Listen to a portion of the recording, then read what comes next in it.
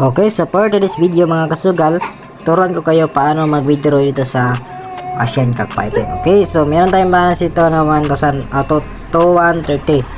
Okay, so yan. So first, click nyo po itong credits. Yan, credits, tapos withdraw. So turuan ko kayo dito paano mag-withdraw gamit ang ating Maya. Okay, so yan, click lang po natin itong Maya kasi Maya yung gamitin natin sa pag-withdraw. So sabihin ko pala sa inyo mga kasugal, no, so huwag kayong mag-withdraw sa coordinator kasi kapag mag-withdraw kayo sa coordinator, so mahirap yan mag-withdraw mga idol kasi hindi nyo kilala yung may-ari ng link na pinag-registeran nyo. So Maya na lang yung gamitin natin. So sa akin Maya, kung hindi Gcash. Sa amount, lagay lang pa natin dito amount mga kasugal. So dito lagay lang po natin ating Maya number. Okay, so ayan mga kasugal, so nalagay na po natin ang ating Maya number. So click lang po natin itong submit.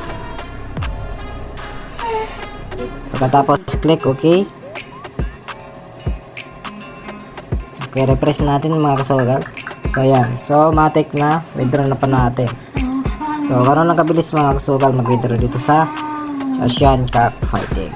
Okay, so hanggang dito na po ating video mga kasugal. Maraming salamat.